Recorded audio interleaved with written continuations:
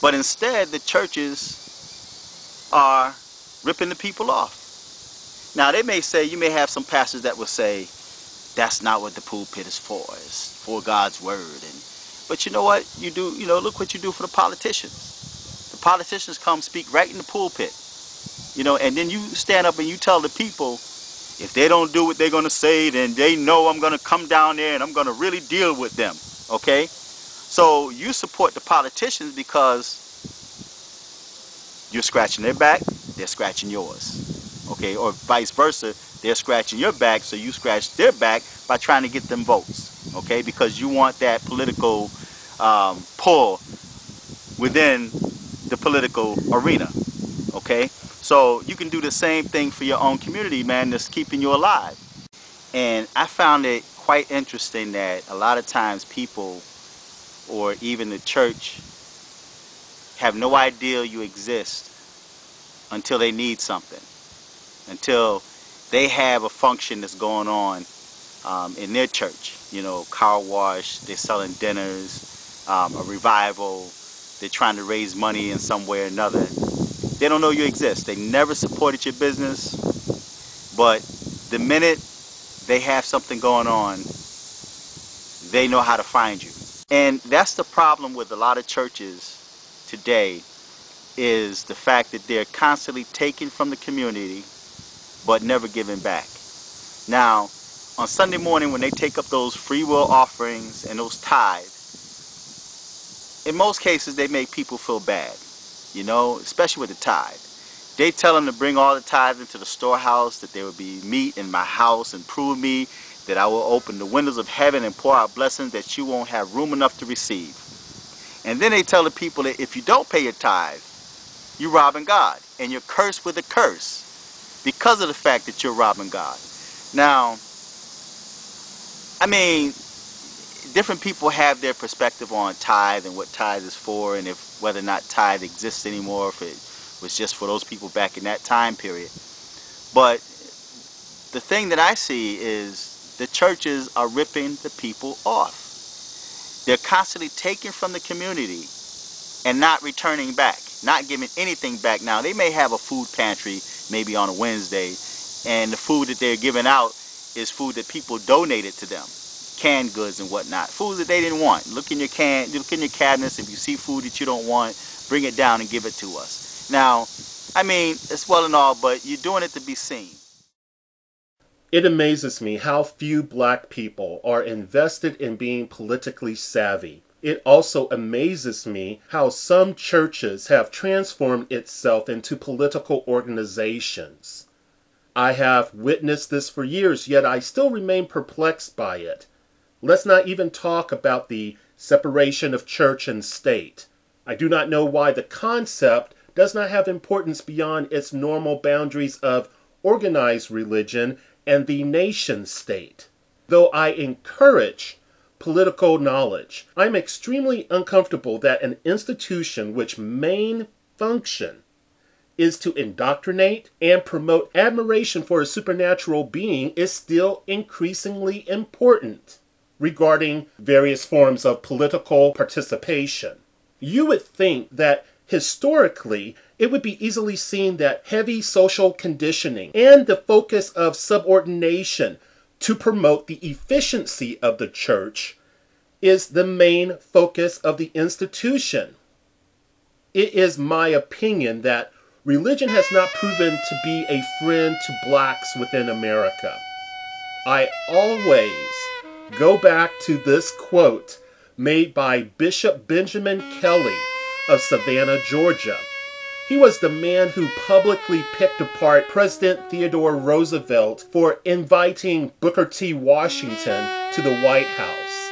He stated, "In America, no black man should be ordained. Just as illegitimate sons are declared irregular by canon law, so blacks can be declared irregular because they are held in such contempt by whites."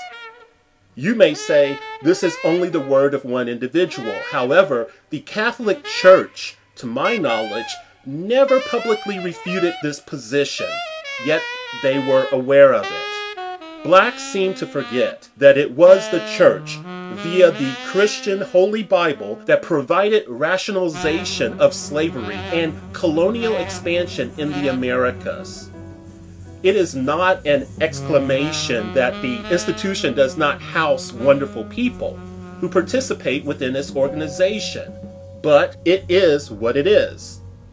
I have known of some who argue the church fosters a type of group identification. Unfortunately, the black church, to many, is considered the strongest institution in America for blacks. The church is seen as having a critical role in the well-being of the people. For some, it is a place where culture can be expanded.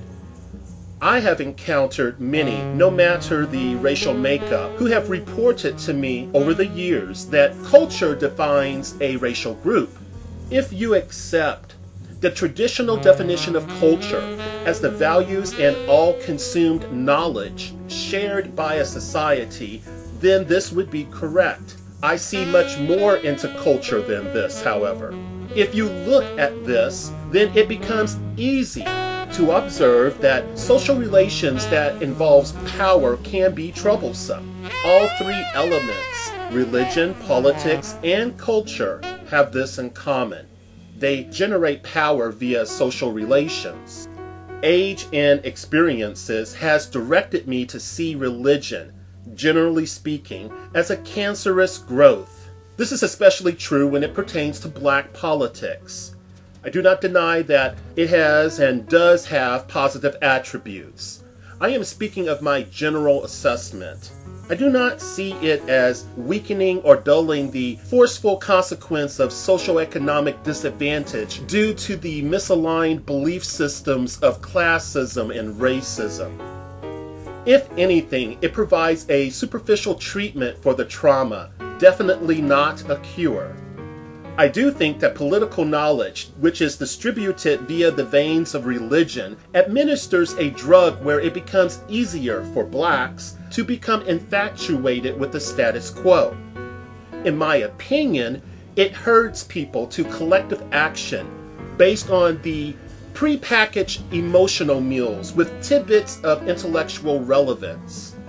Now, politics, with the church as its agent, does not appear to promote use of its collective energy in bringing about any lasting modern change that is positive.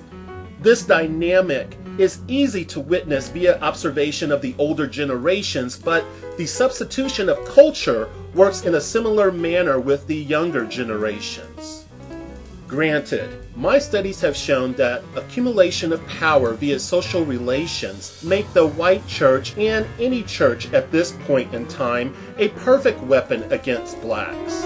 It appears to me, in many ways, the black church is still a reactionary answer to various types of injustice and specifically oppressive dynamics. You can see this historically, generally speaking, as it provided resistance to racism, yet undermines you in many other ways. But let's not digress. I am of the opinion that if something starts poorly, that it normally struggles to produce positive outcomes. There are, of course, exceptions to this line of thought. But if the slaveholders controlled even worship and used religious rationale along with the obscene influence of the Hindu caste system to negate the personhood of a black individual, then how can we think that a reactionary development seen as a solution will not be problematic? The politics of the state and religion do have many things in common. They promote the message of strict obedience. They insist that the slaves attend white-controlled institutions. This action diminishes plot rebellion against the owners. History then repeats itself. Like the poor diluted slaves of old, the new slaves, and that membership is not limited to the black racial groups, see obedience to the masters as one of the most significant religious models of excellence. If you doubt me, then take a closer look at the religious fundamentalism as it is represented today and its applications towards the construction of dominionism. Yet, the lie of equality is uttered via the mouths of governmental clergy, otherwise known as politicians, and the clergy of the church. This includes some Christians. Yes, they still promote that all are equal in the sight of God, rule of law, and modern societal development, despite the inconsistencies and double standards shown in their holy books. You can have your political churches that functions as centers of uncritical thinking and psychological refuges that rape your mind. No insurrection will be found on average there. People forget that humans can easily be directed to believe something that can easily be illuminated as false. Church members, especially blacks, have come to accept various practices that act as bondage. Religious blacks fall for legalism, guilt, shaming tactics, and coercion, like a materialistic, broken individual falls for the advertisement of a going out of business sale.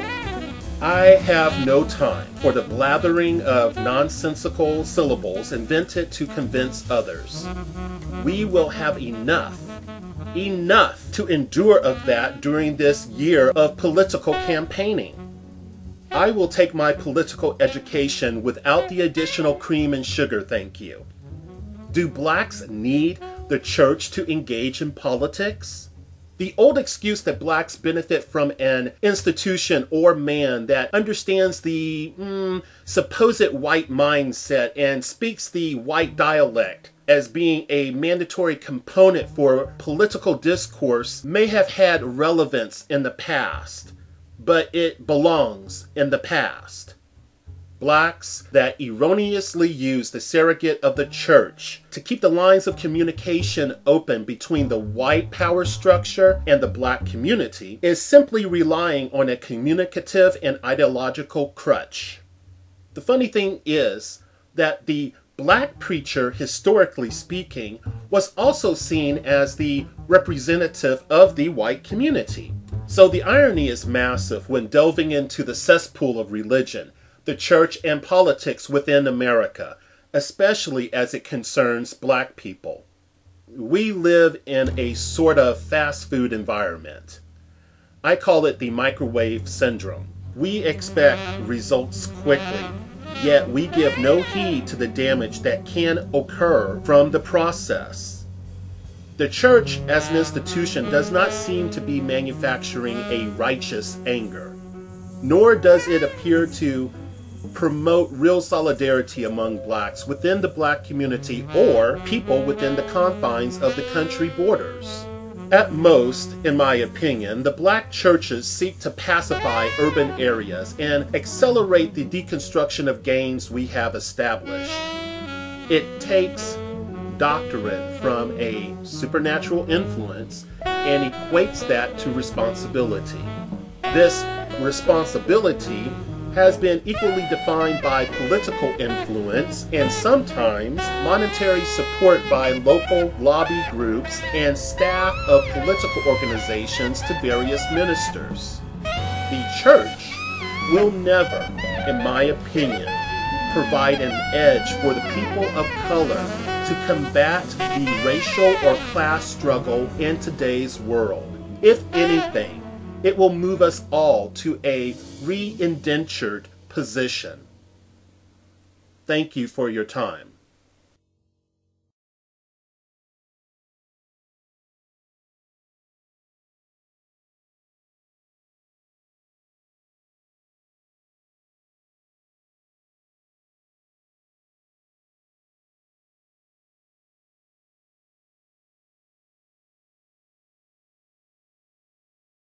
functions for the 21st century church is to be on the front edge of a cutting edge of positioning the church to walk in dominion and power, to take over institutions that have held our people in deprivation and bondage to almost slave mentality, to have us in a poverty pathology without any enunciation of biblically based, prophetically accurate word that takes us from not just possession, but to the creation of wealth, the accumulation of wealth, the allocation of wealth, and the long-term preservation of wealth to empower future generations. I believe that is the prophetic unction that all of these men and those that have preceded us and many that are in churches of faith today are feeling, sensing, and enunciating, and then demonstrating now as never before. We simply cannot sit here and believe that the old etymology, the old pathology of believing that being impoverished is the key to getting into heaven is the way to make it in. We have a mandate to position the people of God to understand that just like there are laws of aerodynamics, just like there are laws of physics, just like there are laws of gravity, there are laws of seed time and harvest, and if they are practiced and applied, they will work.